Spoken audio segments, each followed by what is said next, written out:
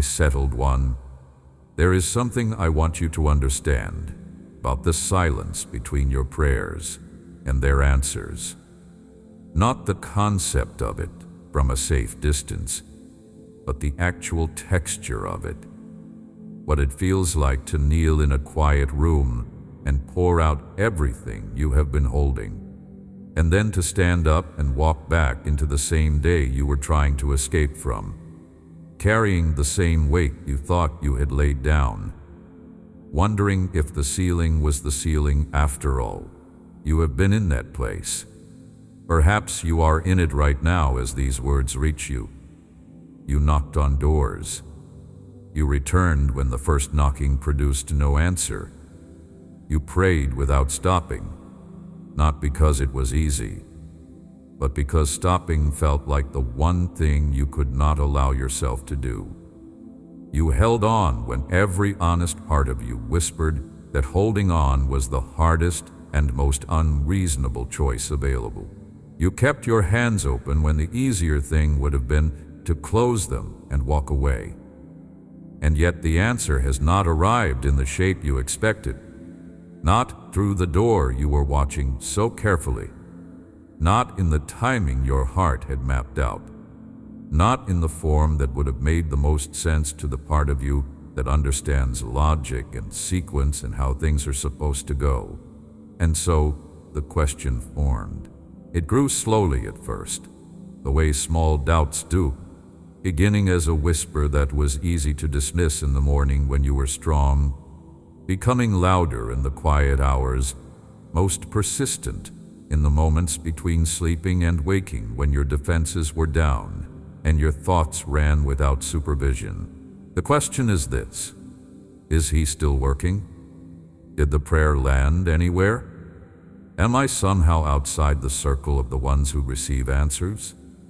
Is there something fundamentally different about my situation, my history, my person, that puts me outside the territory of what he does for others? My settled one, listen carefully. I am going to answer that question, and I am going to answer it completely. And I need you to stay with me until the answer is finished, because the truth is longer than the fear and cannot be received in pieces. Every delay in your life has been a deliberate act of love, not neglect, not forgetfulness, not an oversight in a crowded divine calendar, not punishment for something you did or something you failed to do, not a withdrawal of favor because you stopped performing well enough. A deliberate act of love. That word, deliberate, carries the whole weight of what I am saying. It means that nothing in your waiting was accidental. Nothing in your process was random. Every single moment that felt like unanswered prayer and empty silence has been a moment of precise and intentional construction. I was building something inside you that could only be built in that particular kind of quiet, that particular kind of pressure, that particular kind of night. The trial you are finishing is not your enemy. It was never designed to destroy you. It was designed to make you into the person who could carry what I am preparing to place in your hands. And those two things, what I am preparing and the person I am preparing, have to be matched to each other with a precision that takes time. That is what this season has been. Not a mistake, not a punishment. Preparation. Your scars are not your story. They are your proof. Hold those words for a moment. Do not rush past them. Let them settle into the places where doubt has been making its home, where fear has been sending its daily correspondence, where the accumulated weight of unanswered questions has started to leave a mark. Your scars are not your story. They are your proof. Proof that you survived what came against you. Proof that the things that arrived in your life with the intention of ending you did not succeed. Proof that in every single hard season, through every night that felt endless, through every moment when the ground beneath you seemed to shift and provide nothing solid to stand on. I was with you, holding what you thought was slipping through your fingers, sustaining what you thought was ending, keeping alive what you thought had died. Those scars tell the truth about you, and the truth is not that you are broken. The truth is that you were here for all of it. And so was I. I have watched you carry weight that was never meant to be permanent. I have seen the way you move through your days with something heavy attached to you that other people cannot see from the outside. Something you have learned to hide well enough that the world around you does not always notice it, but that you feel every single hour of every day. The anxiety that lives in your chest, the low-grade tension that never fully releases, the way your mind moves ahead of the present moment into the territory of what might go wrong, running calculations on scenarios that have not happened and may never happen, exhausting yourself with problems that exist only as possibilities. I have seen all of that, not from a distance, not in the abstract way that someone knows about a general category of human suffering. I have seen the specific texture of your particular experience, in your particular life, in your particular season. I have sat with you in those moments, not at a remove, not observing from some place beyond the reach of what you were feeling, but right there, so close that the weight you were carrying was in my hands. At the same time, it was on your shoulders. You were not alone in those nights, in the ones when sleep would not come and your mind would not stop, in the ones when you lay still in the dark with your eyes closed and tried to force the silence to feel peaceful instead of crushing, in the ones when the distance between where you are and where you need to be felt so vast that you could not find a way to even begin thinking about how to cross it. In every single one of those nights, I was there, not as an idea you were holding on to, not as a concept you were reaching toward in the hope that faith would create the presence you needed, but actually there, actually present, actually alongside you in the very place where you were. You have never been alone in this. And now, after the longest stretch of this particular trial, I want you to look at what you are still holding, not what you lost in the process, not what the season cost you. Those losses are real and I am not minimizing them. But look, for a moment, at what is still in your hands after everything that came against it. Your faith, even if it is small and scarred, and sometimes barely recognizable as the thing it used to be, your willingness to come back to me again, even when the previous time produced no visible change, your refusal to let go completely of the belief that I am good, even when nothing in your immediate circumstances was confirming it. The fact that you are here right now, listening, still open, still searching, still asking, these are not small things. In the economy of what matters, these are extraordinary things, and they were forged in the fire that you kept asking to end sooner.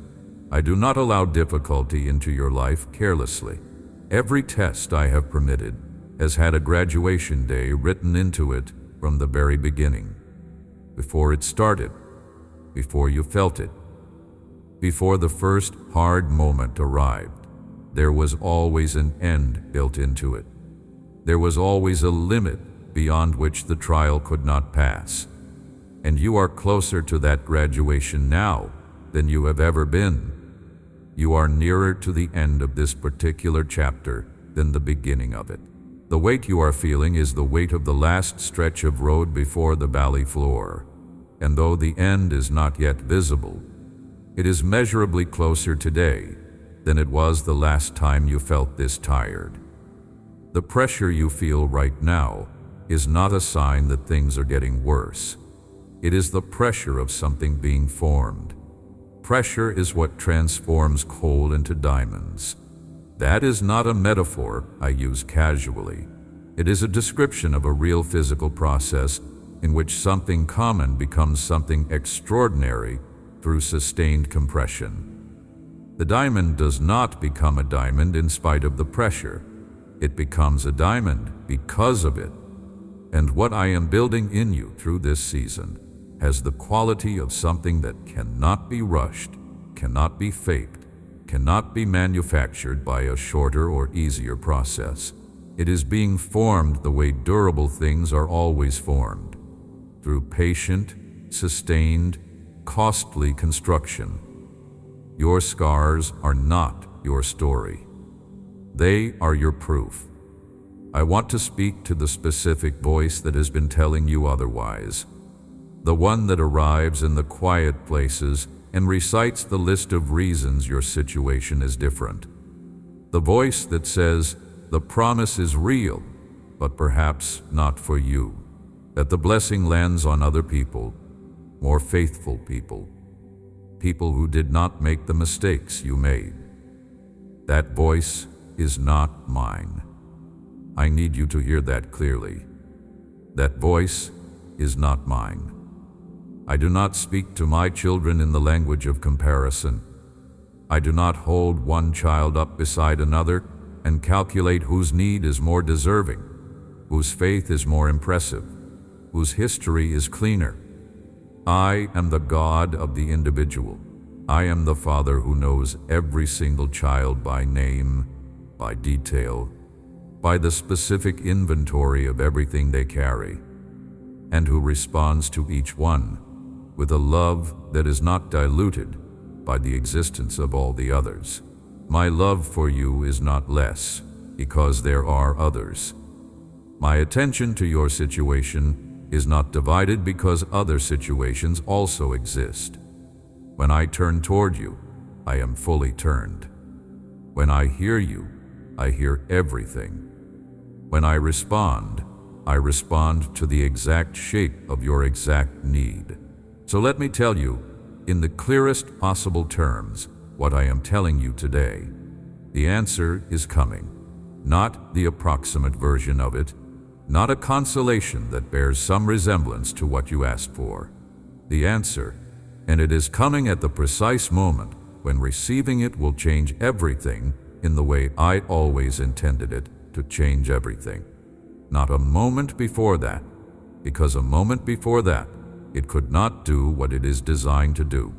And not a moment after that, because my timing does not run late. Do not rush away from this moment. There is something valuable being formed in the pace of where you are, and acceleration right now would cost you something you cannot afford to lose. I know the urgency you feel. I know the pressure of the unresolved situation, and how it makes every day that passes without resolution feel like a day lost. But the days are not being lost. Every single one of them is doing something. Every single one of them is adding to what is being built.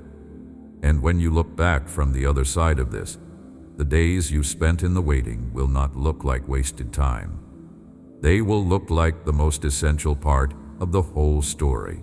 There is a room in my house that was prepared for you before the world was set in its current shape. Not a temporary arrangement, not a borrowed corner. A room that exists specifically because you exist, prepared with the kind of attention that a parent gives to a room where a child they love will live. Your name is on the door of that room. It was placed there before you were born. It is there right now. And nothing in the timeline of your life, not the failures, not the seasons when you felt far from me, not the moments when doubt lived in you longer than faith did, not any of it, has removed your name from that door. You are family. You were made family not by your behavior, but by my decision. And a father does not withdraw from his child because the child is walking through something hard. A father moves toward the child in those moments. A father closes the distance. A father makes himself most present at exactly the points where the child feels most alone. That is what I have been doing throughout this entire trial. I have been moving toward you in it, not waiting at a comfortable distance for it to be over. Every time the wait increased, I came closer. Every time the silence in your prayer felt heavier, my presence was nearer to that silence. Every time the darkness felt like it was pressing in from all sides, I was already inside the darkness with you. Not monitoring from outside, not holding the door open and waiting for you to emerge, but present in the center of the hardest moment with a love that does not know how to leave. This is not what religion describes. Religion describes a God you approach in the correct way and receive from if your approach was correct. What I am describing is a relationship. A father who runs. A father who does not wait for you to clean yourself up before coming to him. A father who sees you coming from a long way off and starts moving before you arrive, before you have worked out what to say, before you have rehearsed your case. You are that child, the one he runs toward, not because you have been perfect, not because your faith has been steady, not because you never doubted or never wavered, or never spent a season where I felt more like a concept than a presence, but because I chose you, and what I choose, I keep. My love for you is not a response to your performance. It is not suspended when you fail. It does not diminish when your grip on it loosens. It does not withdraw to teach you a lesson about holding on more tightly. My love for you is the same at your worst moment as at your best, the same in your most faithful season as in your most doubtful one. It is the same. It has always been the same, and it will remain the same long after everything about your circumstances has changed. Let that truth land somewhere deep. My love does not measure you. My love holds you. Now let me speak to you about what is positioned just on the other side of this season. There are things I have been preparing for you that your current sightlines cannot reach. Paths being cleared right now of obstacles that would have caused damage if you had arrived before the clearing was complete. Relationships being positioned with a relational intelligence that operates far beyond what human planning can arrange. People whose lives are moving toward intersection with yours through circumstances that look coincidental from the inside, but are entirely intentional from where I stand. Resources that are being assembled according to a blueprint that was drawn specifically for you, not a generic provision off a shelf, but a specific response to the specific inventory of your specific life. I work in details. I am not assembling a general good outcome for a general person. I am building a particular life for the particular person I made, accounting for every particular thing about you. The gifts that have not been fully used yet, the capacities that have been formed in the crucible of this season, the call that was written into your design before you were born, the desires that have been placed in your heart as seeds that I intend to germinate in the right season. I know the prayers you prayed once and did not repeat because the repetition felt like hope spent on nothing. I know the things you asked for and then quietly stopped asking for because the silence made it seem like the answer was no. I know the desires you have stopped naming out loud because naming them made their absence more painful than staying quiet. I want to sit with that for a moment because it matters more than you might think. The prayers you stopped praying, the ones you retired because the silence was too costly to keep pushing against, those prayers are still alive in me. They did not expire when you stopped sending them. They did not get filed away. as requests that were considered and declined. They are alive in the space between us in the same way that a planted seed is alive underground, not visible, not demonstrating any evidence of its existence from the surface, but doing exactly what it was designed to do in the dark. The darkness is where things germinate. The darkness is where the first green shoot forms before it has anywhere to push toward the light. The darkness is not the end of the seed's story. It is the beginning, and the prayers you planted in faith, even the ones that felt like they fell into nothing, are doing what seeds do. They are working. They are alive. And when the season is right, what was underground will appear above the surface, and you will see that the waiting was not emptiness. It was gestation.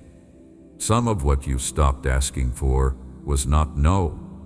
It was not yet. The difference between those two answers is everything. No means the request will not be honored. Not yet means the timing is still being arranged for maximum effect. And I am telling you that several of the things you have stopped believing for are in the not yet category, not the no category, and the yet is shortening. There are doors that have been closed for a long time that are about to open, not because I just now decided to open them, but because the preparation on both sides of the door is finally aligned.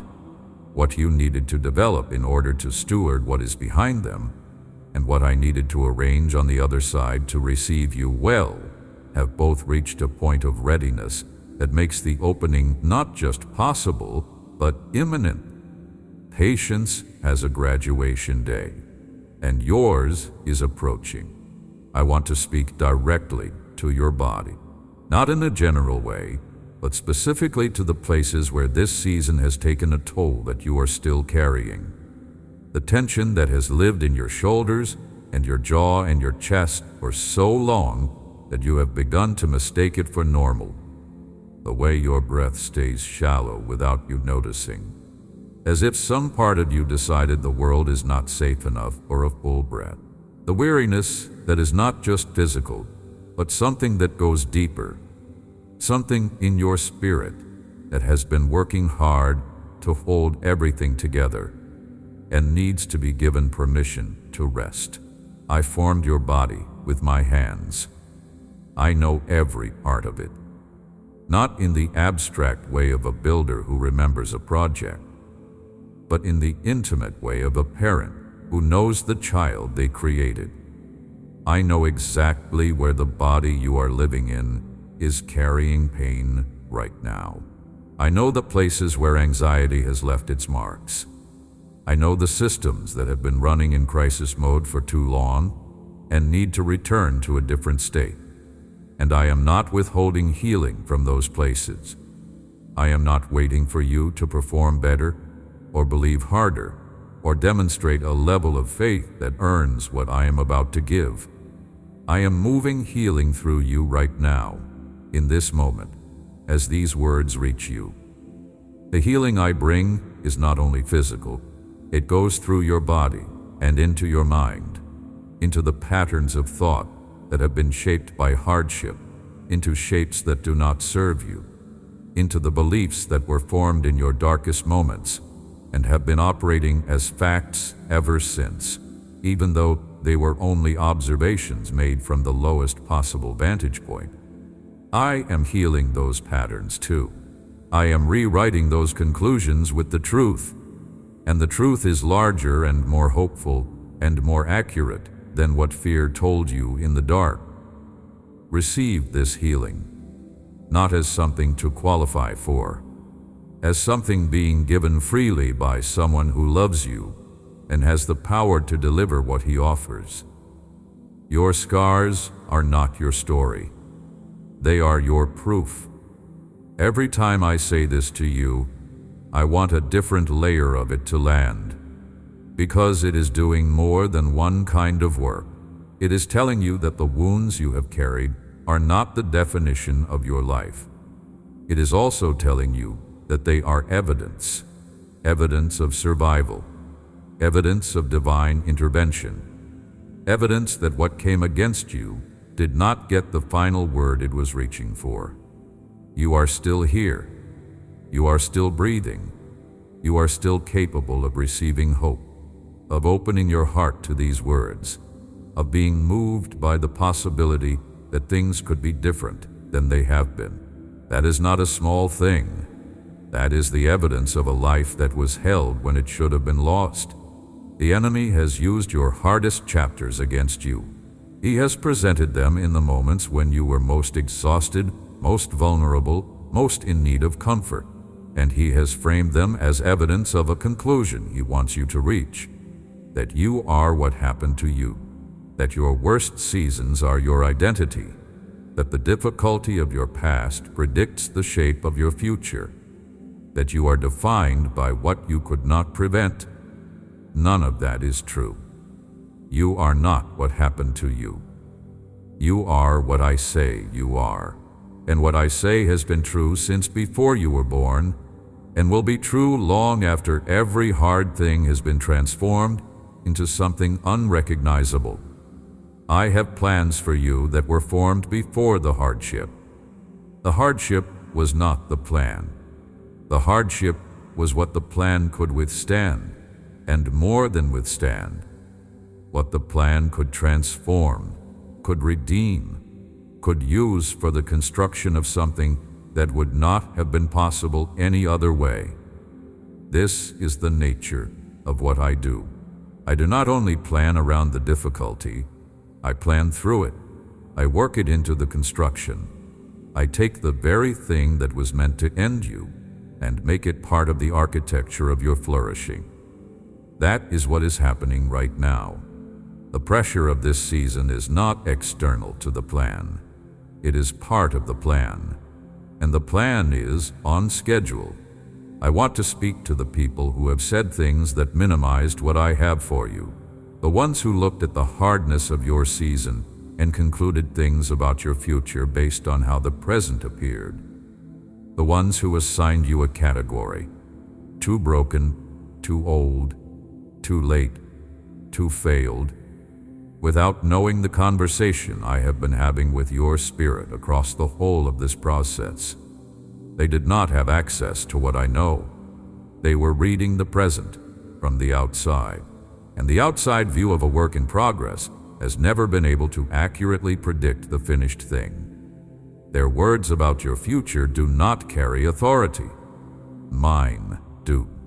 And mine say this: you have not been disqualified. You have been developed.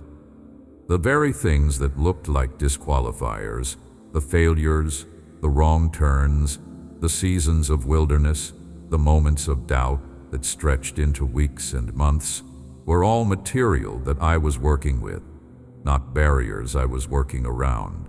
I am the God who uses all of it. There is nothing in your history that I cannot work with, nothing that surprised me when it happened, nothing that required me to revise my plans for you. The plans are intact. They have always been intact. And what they lead to is something you are going to describe as more than you asked for. Not just an answer to prayer, but a response that addressed things you stopped praying about years ago. Not just provision, but provision that is specifically shaped to the life you are actually living, the specific family you are actually carrying, the specific calling that was placed in you before you had language for it. This is what it means to be known by me. Not known about. Known. The distinction matters. Being known about means someone has information about your situation. Being known means someone understands the interior of your life, the reasons behind the choices, the history that shaped the fears, the love that drives the things that look like weakness from the outside. I know you in that second, deeper sense, and my response to you is designed from that knowledge. Nothing I am bringing into your life is generic. It is all specific, all of it calibrated, all of it timed. all of it crafted from an understanding of your life that is more complete than your own. You can trust what is coming, not because it will look like what you imagined, not because it will arrive through the channels you would have chosen, but because the one who is arranging it loves you with a love that cannot be corrupted, cannot be distracted, cannot be exhausted, and cannot make a mistake. There is a peace available to you in this moment that does not require your circumstances to change before it arrives. This is one of the things that is most difficult to receive, because we have been trained by experience to believe that peace is the result of resolution, that you will feel peace once the situation is resolved, once the answer arrives, once the trial is over. But the peace I offer does not work that way. It is not the peace that follows the storm. It is the peace that exists in the middle of the storm, not because the storm is not real, but because the one who is with you in the storm is larger than the storm and has never once lost to a storm. That peace is here right now. It is available right now, in this exact condition, in this exact season, carrying exactly what you are carrying. You do not have to earn access to it. You do not have to reach a certain threshold of faith before it becomes available. You can receive it right now by simply opening to the reality that I am present and I am in control and I am working and I am for you and I am not going anywhere. Breathe that in. Let it go further than the surface. Let it reach the places that have been operating from fear. Let it touch the tight places, the defended places, the parts of you that have stopped expecting good things because expecting them hurt too much when they did not arrive on schedule. Let my peace, which is not the peace the world offers, not the temporary relief of distraction or entertainment, or the cessation of immediate pressure, but the deep, grounded, unshakable stillness of a life that knows it is held by someone who cannot fail. Let that reach all the way through you. You are coming to the end of something. I need you to hold that. The trial you have been walking through is not an infinite corridor. It has a far end, and the far end is not punishment. The far end is a place of clarity, of peace, of provision, of relationships restored, of purposes fulfilled, of a body that is healed, and a mind that is quiet, and a spirit that knows without reservation that every hard thing served something and nothing was wasted, and the future is something to move toward rather than brace against. That is what is ahead, not as a possibility, as a certainty. I am the God who does not begin things He does not intend to finish. When I laid my hand on your life and said, "This one is mine," I was committing to more than a moment. I was committing to the whole story. I was saying that no chapter of your life would be the final chapter without my agreement, that no attempt against you would succeed beyond the threshold I had set, that no darkness would outlast my presence, that no wound would have the final word over what you become. Your scars are not your story. They are your proof. And the story is not over. It has a long way still to go. And the best chapters are in front of you, not behind you.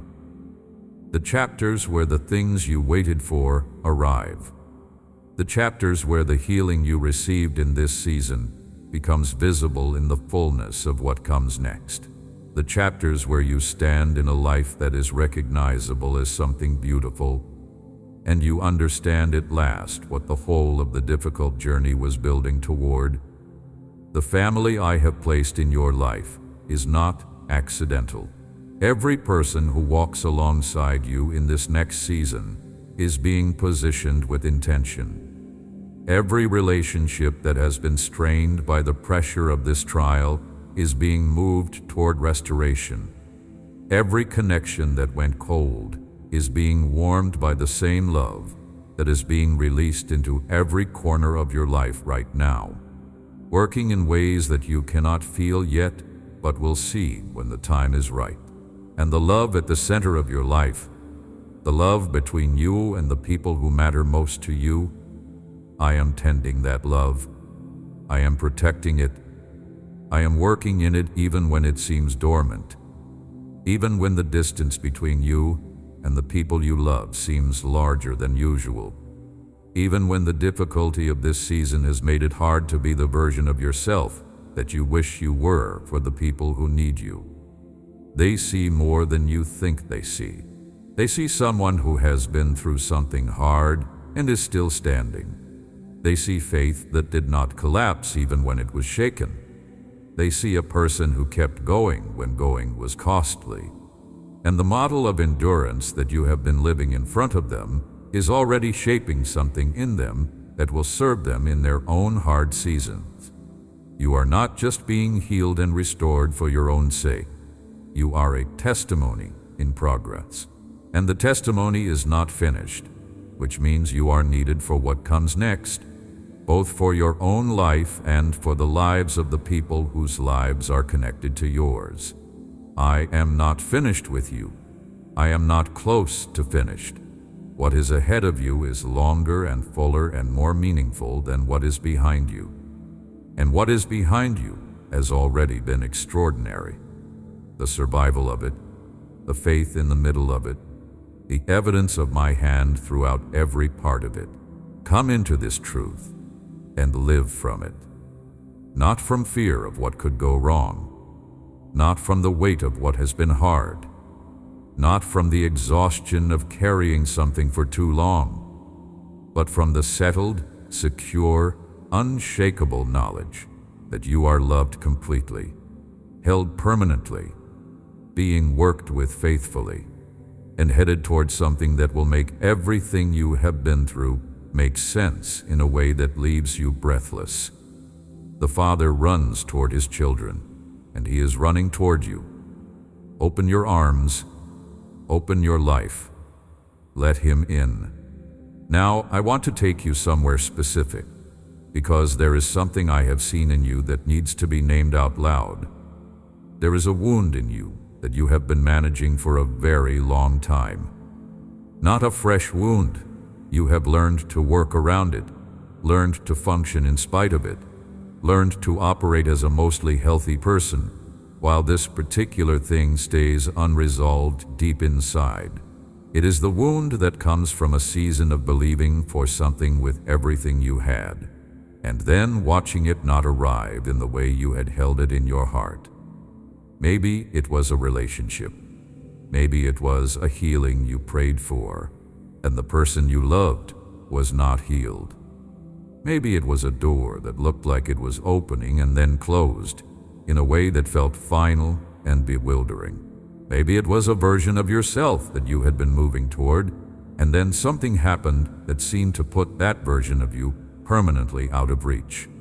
Whatever the shape of that wound, you have been carrying it quietly. And around the wound, at some point, you built a decision. The decision was not conscious. You did not sit down and say, I am going to decide this. But somewhere in the aftermath of the thing that hurt most, a conclusion was reached. If I do not hope too hard for the biggest things, the ones that feel closest to my heart, then I cannot be hurt as badly when they do not come. It is a reasonable conclusion. It is the conclusion a person reaches when they have been honest about wanting something and honest about believing for it, and the wanting and the believing did not produce what the wanting and believing were supposed to produce. The response is to protect the deepest parts of the interior life from that kind of exposure again. I understand why you built that protection. I am not condemning it, but I need to tell you that what you are protecting is exactly what I need access to in order to do what I am planning to do in your life. The deepest places are where the most important work happens. The places you have learned to keep covered, kept at a temperature that is warm enough to live but not so warm that it hurts when the cold comes again. Those are the places I am asking you to open right now. Not because the opening is easy, not because it will not cost you something, but because the thing I am preparing to place in those places cannot be received through a half-open door.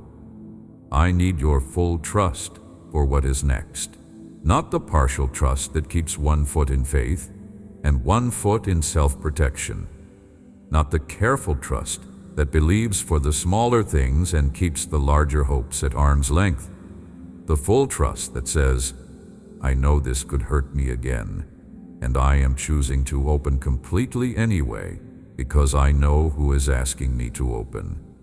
That is the trust that changes everything, and I am asking you for it today.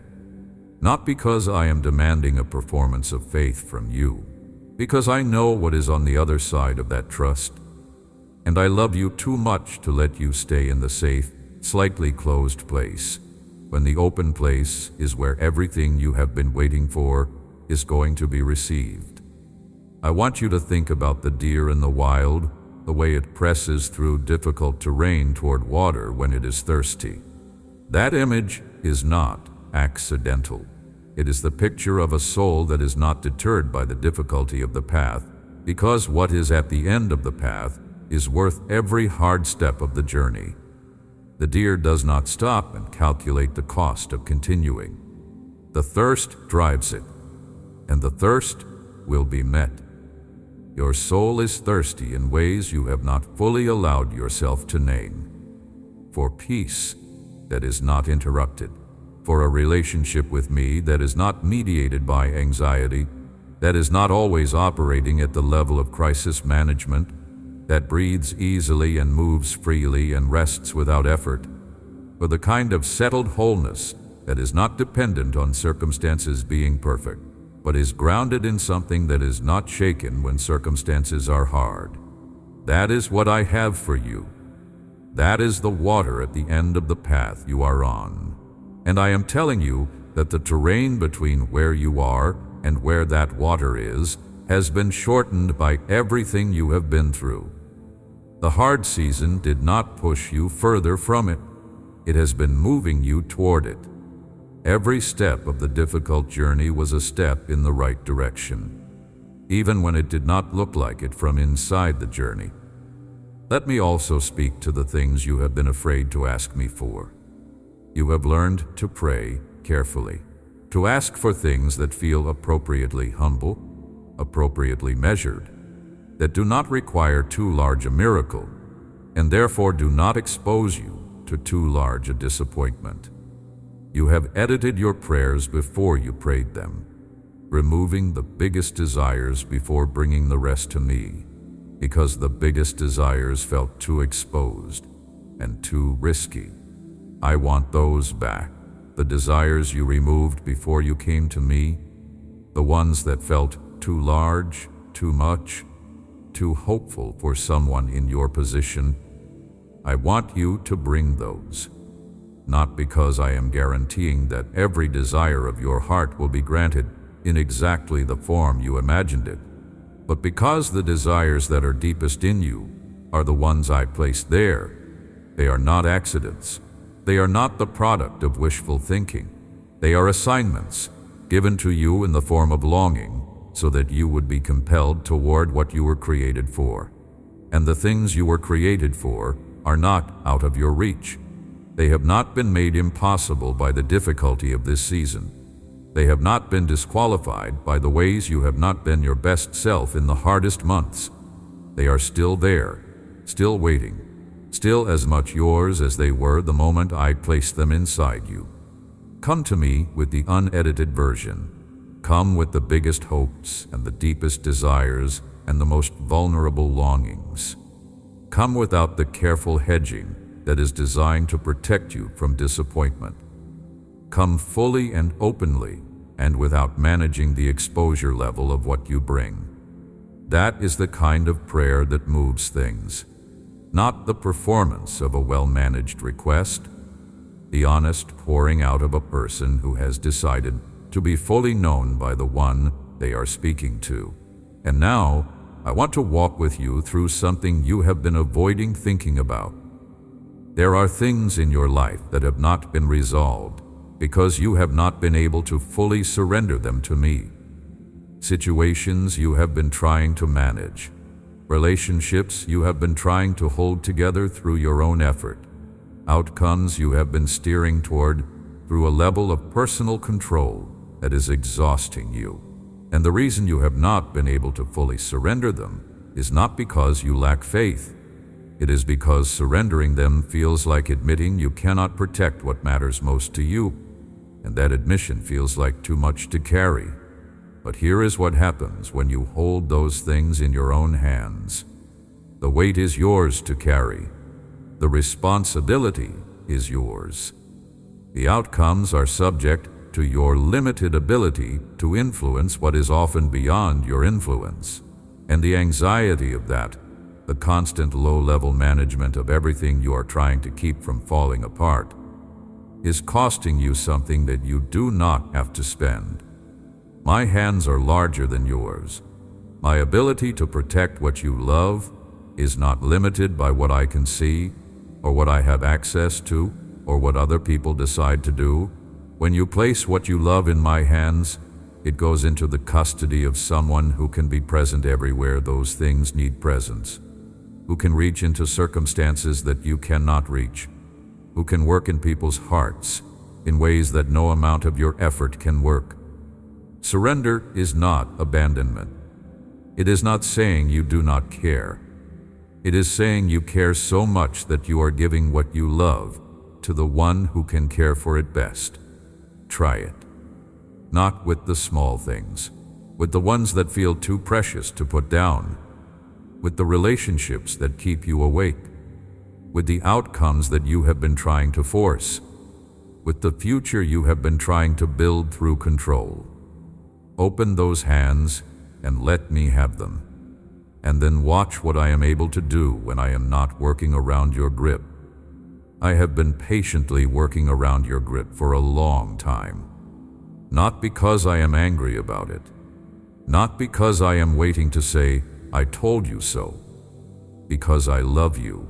And when you are finally ready to open your hands, I will be right there, ready to receive what you hand me, and ready to show you what I can do with it. Slowness is not failure.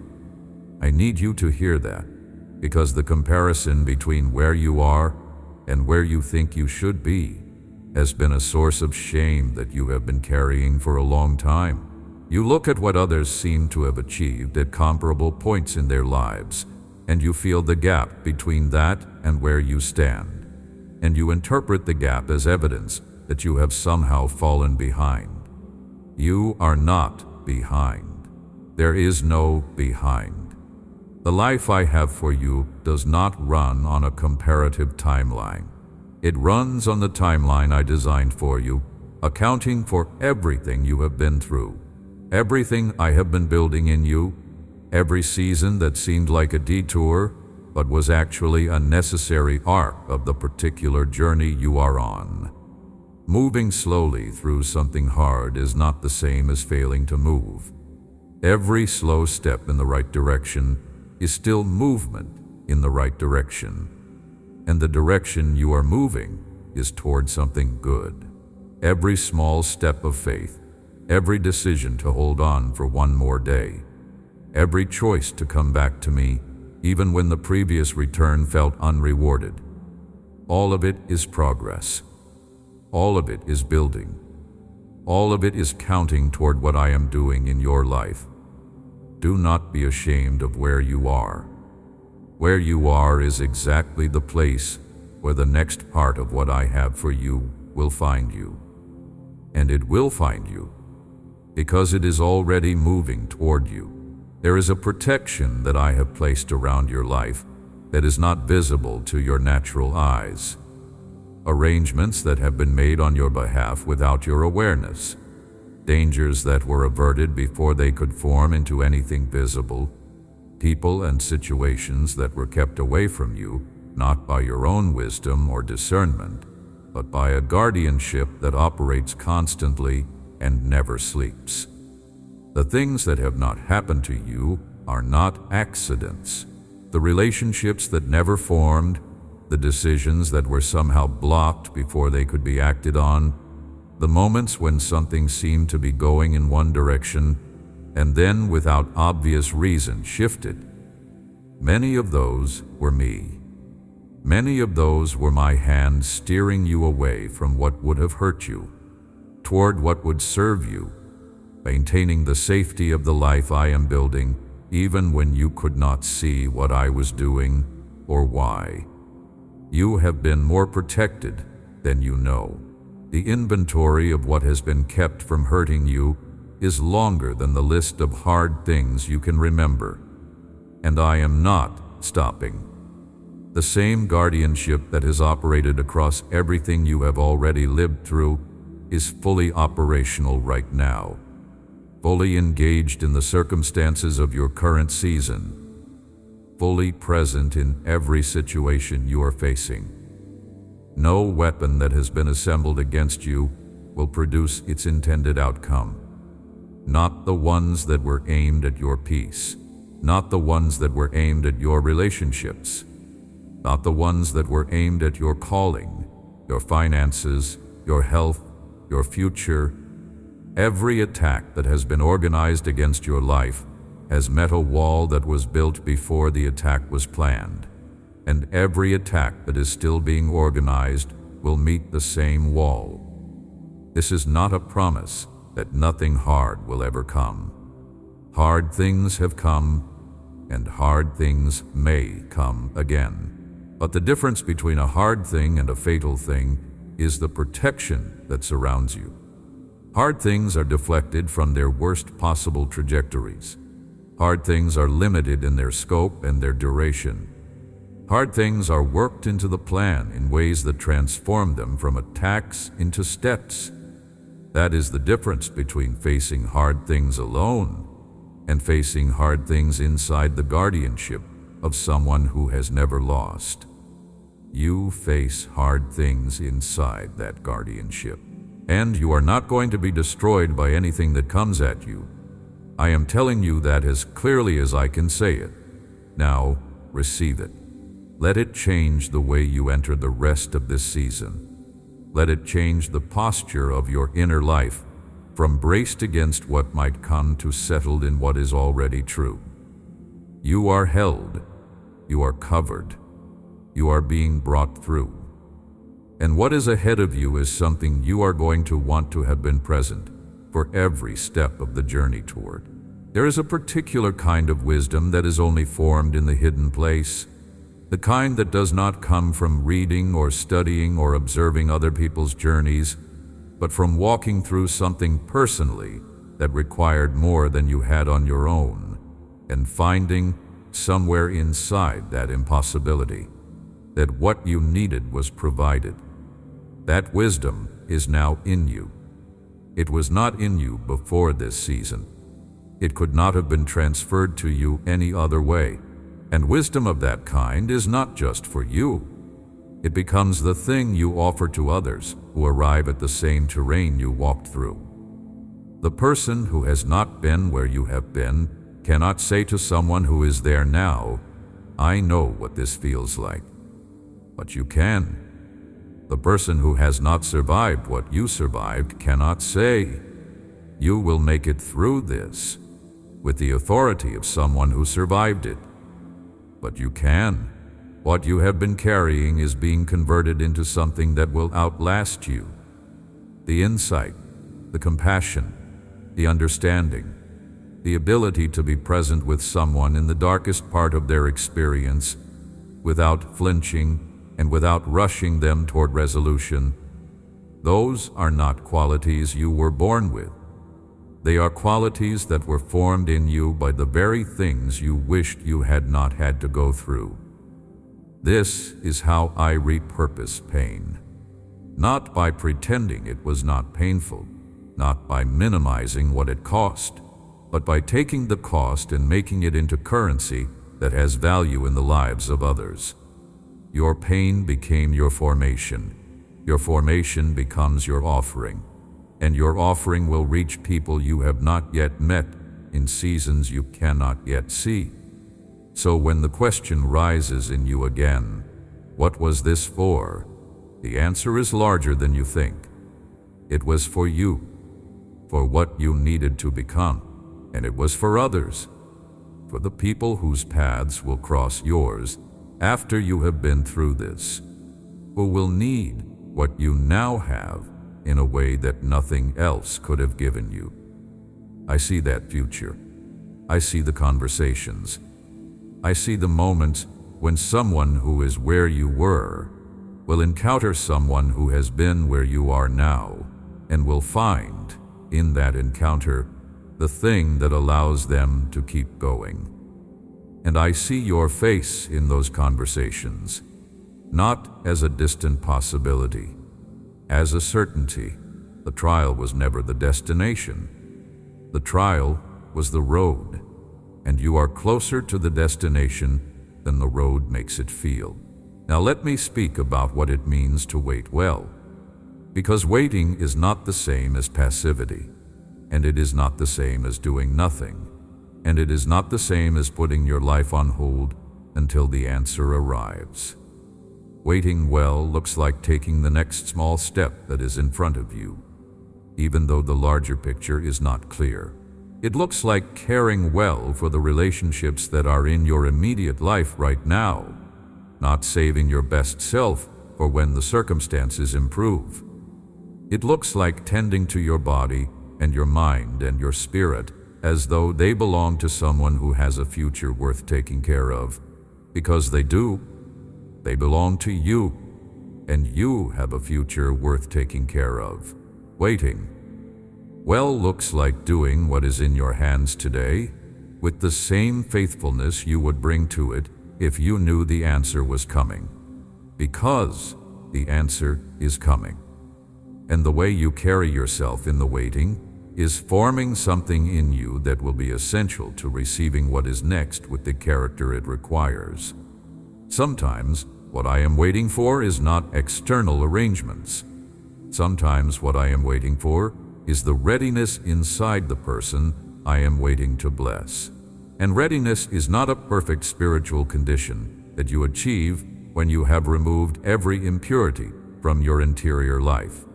Readiness is a willingness to receive what is coming without letting fear close your hands around it. A willingness to steward what is given with the seriousness of someone who understands what it cost. A willingness to give away what you have been given, rather than hoarding it out of the fear that if you give it, it will not be replenished. That willingness is being formed in you right now. Every hard day that you have continued to move forward in spite of what was pressing against you has added to it. Every moment you chose trust over control, faith over certainty, openness over self-protection. All of it has been building a capacity in you to receive what is next and handle it well. And I know what is next. And I know what it will require of you. And I have been watching this season form exactly what will be needed. Not by accident, because I know you, and I know what I am preparing to bring into your life. And I have been working both sides of the equation simultaneously, the external arrangements and the internal preparation, so that when they meet, they fit each other perfectly. The fitting is almost complete. Let me tell you what happens in the life of a tree planted beside deep water. This is not a metaphor I am reaching for randomly. It is a picture I want you to hold in your mind as a description of where you are headed and what you are being prepared for. A tree that is planted beside a constant source of water does not need to chase the rain. When the dry season comes, it is not in crisis. When the heat intensifies, it is not withered. Its roots have gone deep enough that the drought at the surface is not the whole story of its condition. Below the surface, where the roots reach, there is a steady supply that the weather cannot interrupt. And because of that supply, the tree produces fruit, not just in the good seasons, but in all of them. Not just when conditions are favorable, but when conditions are actively difficult. In the seasons when nothing else is growing, the tree is still bearing. That is the life I am building for you. Not a life that is dependent on favorable circumstances or its fruitfulness. Not a life that only produces when everything is going well, but a life whose roots go so deep into a source of supply that no surface-level difficulty can interrupt what is flowing at the root. This season has been the process of your roots going deeper. The pressure and the drought at the surface have been driving your roots down towards something that cannot be dried up. And when the pressure lifts, and it will lift, you will emerge with a root system that you did not have before. A root system that makes the next difficult season, when it comes, something you can endure without being destroyed, because you have access to something beneath the surface that holds no matter what is happening above it. That is the tree beside the water. That is what I am building you into. The fruit of that life is coming. The seasons of growth are ahead. The harvest that is forming underground right now will be visible in the fullness of time, and it will astonish the people who only saw the bare seasons and concluded, from what they could see, that nothing was growing. So much was growing, is growing, even now. I want to return to the matter of fear, because fear has been a companion in this season that has overstayed its welcome and needs to be addressed directly. Fear is not your friend. Fear speaks to you in a language that sounds like wisdom, but it is not wisdom.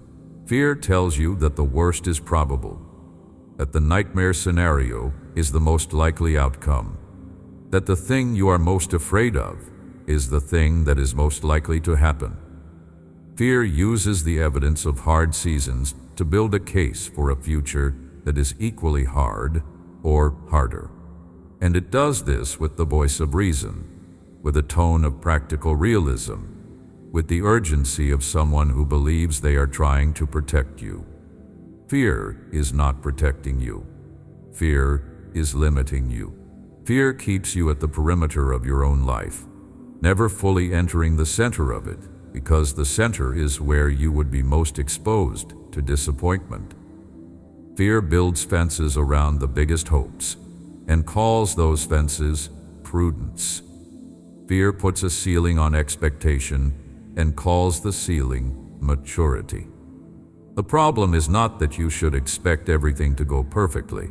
The problem is that fear's definition of what is possible is shaped entirely by what has gone wrong, rather than by what I have said, and what I am capable of, and what I have prepared for the people who are mine. I am larger than what has gone wrong. My plans are not revised by what fear considers realistic. My provision is not limited to what precedent says is achievable. What I am able to do in a life that is fully given to me is not bounded by the history of what that life has looked like up to this point. So I am asking you to do something that fear will resist. I am asking you to take the ceiling that fear has built inside your expectations and remove it. Not to replace it with a naive expectation that nothing will ever be hard again, but to replace it with the specific faith-based certainty that what I have said about your life is what is true about your life, and what I am capable of is larger than what fear can model. Let fear go, not by suppressing it or by performing an absence of it, but by turning toward me every time fear rises and saying, I know you are here, and I am choosing not to give you the authority you are claiming. I am choosing to live from what I know rather than from what I am afraid of. And what I know is that I am held. What I know is that the one who holds me is good. What I know is that the plan for my life is good. And what I know is that good things are coming, not because circumstances guarantee them, but because He who is good has promised them. That is the turning. And every time you make it, something in you is being strengthened, and something in fear is being loosened. The turning is practice. It is the slow, daily practice of choosing the voice you will live from. And over time, the practice produces a settled quality in your inner life. The quality I am describing when I call you my settled one, that does not flinch as easily, that does not run as readily toward the worst interpretation, that has learned to come back to center even when it is temporarily displaced. You are in the middle of that practice right now, and you are further along in it than you think. Every day of this season that you chose to hold on was a day of practice. Every choice to come back to me instead of staying in the spiral of anxious thinking was a day of practice. Every time you said, "I do not understand this, but I still believe you are good," was a day of practice that laid another layer of something solid and unshakable in the foundation of who you are. That foundation is being tested right now, and it is holding. You are not crumbling. You are not collapsing. You are bending under pressure the way a living tree bends in a storm, not because it is weak, but because it is alive and flexible and rooted in something that the wind cannot reach. Dead trees do not bend, they break. The fact that you are bending and not breaking is evidence that there is life in you that the storm cannot extinguish. Remain in that life. Stay rooted. Let the wind do what it does without convincing yourself that the bending means the root has failed. The root is fine. The root is deep, and when the wind passes, you will be standing. Your scars are not your story. They are your proof, and the story is still being written by my hand, with your life, in the direction of something extraordinary. I want to tell you something about my love that is easy to hear, but difficult to fully receive, and I need you to try to really receive it today. My love for you is not a reward for your best behavior. It is not something you earned in the seasons when your faith was strong and your choices were right and everything about you was running well. My love was there before any of that. It was there when you had nothing to offer. It was there in the moments you are most ashamed of. It is there right now, in whatever condition you are currently in, fully present and fully operational and fully directed toward you. This is the truth that anxiety does not believe. Anxiety believes that love is conditional, that you have to keep performing at a certain level to remain in the circle of those who receive it, that one failure too many or one season too dark will eventually exhaust the supply of goodwill you are drawing on. That is not my love. That is the love you learned from imperfect people in imperfect relationships who had limits on what they could sustain. My love has no limit. My love does not have a breaking point. My love does not get tired of you when you are going through a hard time. My love does not step back to give you space to sort yourself out before returning. My love is most intensely present in the moments when you are least able to deserve it. This is what I need you to let into the deep places. Not that I love you because you are good, but that I love you because you are mine. Not because of what you produce, but because of who you are. Not because of what your faith looks like from the outside, but because I know the interior of it. I know the struggle behind every day you chose to keep going. I know the cost of every act of trust that looked easy from the outside but was not. And I love what I see in there. You are worth pursuing, literally worth it.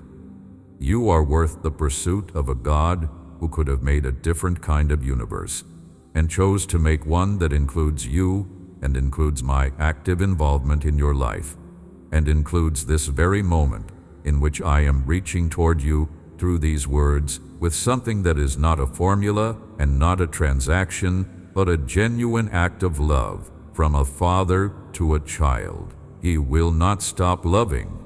Receive that. Let it be true. Let it not just be something you know intellectually, but something that operates at the level where your deepest decisions are made, where your most fundamental sense of whether you are safe and whether you belong and whether you have value comes from. Let it work its way into that level and change what it finds there. Because what it will find there, if you let it go that deep, is a person who has been trying to earn what was already freely given. A person who has been carrying the weight of trying to be enough when enough was never the standard I was asking them to meet. A person whose internal labor, the constant effort of managing how they appear and how they perform, and whether they are measuring up, and finally stop. Not because standards do not exist, but because the standing you have before me is not a grade you keep earning. It is a status that was given to you, written into the fabric of who you are, and it does not change based on your performance. You can rest, not as a permission slip or carelessness, as a permission slip for the actual rest that your soul has been desperately needing. The rest of knowing that you do not have to solve this, you do not have to manage it, you do not have to figure out the path forward and then execute it correctly to qualify for the outcome you are hoping for. You can bring your life to me as it is, in the condition it is in today, and I will work with it. I will work with it because I am the one who does that, and I am not waiting for a better version of your life to show up before I get involved. I am involved right now. I have been involved from the beginning, and I am staying. There is a rest that comes when you stop fighting the river and start moving with it, not passivity. The river is taking you somewhere, and being in the river is active and engaged and alive, but not the exhausting upstream effort that comes from trying to control the direction of the current instead of trusting the one who set the current in motion. The current of my purposes in your life is moving toward good things. I have set it in that direction, and it does not reverse. Some of the bends in the current have felt like backward movement. You were going left when you thought you should be going forward, and from inside the bend, it looked like retreat. But the bend was necessary to the overall direction. The curve was part of the navigation, and from above the current, where the whole of the river is visible, the direction is unmistakable. You are on your way, not by your own navigation, by mine. Trust the current. Release the exhausting effort of trying to steer what was never meant to be steered by you. Open your hands, open your heart. Let the love that has been pursuing you since before you were born finally meet the place in you where you stopped believing you deserved to be pursued. You deserve to be found. You deserve to be held. You deserve to arrive at the good things that are waiting for you at the end of this season, not because you earned them, because I love you. And love is the reason good things are prepared. Love is the reason the room was made ready. Love is the reason the Father runs. Step into this. Take it as your own, not as a hope someone else described, but as the living truth of your actual life, spoken over you by the one who made you and who has not stopped moving toward you for a single moment of the whole journey. The Father runs toward his children, and he is running toward you. Open your arms. Open your life. Let him in. Before you take that step, I want to say one more thing. I want to say it slowly, and I want you to carry it with you into everything that comes next. You are not a burden to me. This is something I need you to believe at the level where your daily choices are made, not just the theological level where truth is stored. You are not a burden. The weight of your needs does not press too heavily on me. The repetitiveness of your struggles does not exhaust my willingness to be present in them. The length of this season has not diminished my desire to be here with you inside it. There are people in your life who have limits on what they can carry for you. People who love you, but whose love has a capacity threshold. And beyond that threshold, they need space, need distance, need time to recover before they can be present again. Those limits are human limits. They are real and they are not wrong. But they are not my limits. I have no threshold beyond which your need becomes too much. I have no point at which I redirect my attention to someone whose situation is less demanding. I have no bandwidth concerns that mean some of my children get less of me because others are taking more. The attention I give to you is full attention, given from an unlimited supply, available in the same quantity tomorrow as it is today, whether today felt like a successful day of faith or a day of complete spiritual collapse. Both kinds of days find me equally present. Both kinds of days find me equally engaged. Both kinds of days find me equally committed to what I have planned for your life. Bring me the hard days. Bring me the days when nothing about the faith feels real, and the prayers feel like words going into an empty room. Bring me the days when you are not at your best, when you are not saying the right things, when you are struggling with things you thought you had already worked through. Bring those days to me. Not the polished version of yourself, the actual version. The one that is tired and confused and sometimes angry and sometimes just sad in a way that does not have a neat explanation. That is the person I love. Not the performance of that person, not the managed presentation. The actual interior of a person who has been through something and is still in the middle of it and needs the kind of presence that does not require them to be something they are not. That presence is mine, and it is yours, freely, without condition, without performance requirement, without end. You are going to be okay. Better than okay. You are going to arrive at a place in your life where the hard seasons are not forgotten, but are contextualized inside something so much larger than they were that they no longer carry the weight they currently carry. You are going to look back and see the hand that was present in everything, including the things that looked like absence. You are going to understand what this time was building and what it was protecting you from and what it was moving you toward. And in that place, you are going to be deeply, genuinely, durably at peace. Not because everything will be perfect, but because you will know, beyond the level of intellectual belief, that you are held by someone who does not let go. That is where you are going. This is not the end of your story. This is not even close to the end. This is the chapter that makes the rest of the story matter. And the rest of the story is still being written, with care, with purpose, with love, and with a deliberate intention towards something so good that the hardest chapters will look entirely different when seen from inside what they were building toward. You made it this far, and you will make it through what is still ahead. Not because of your own strength alone, but because you are not alone.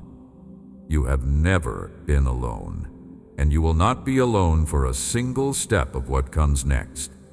What comes next is worth everything this season cost you. Amen. If this message touched your heart, share it with someone who needs to hear these words today. Type Amen in the comments to receive this blessing. Your comment matters more than you know.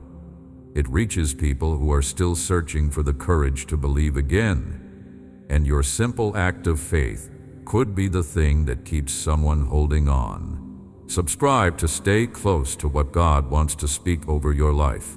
And remember, you are never alone in this.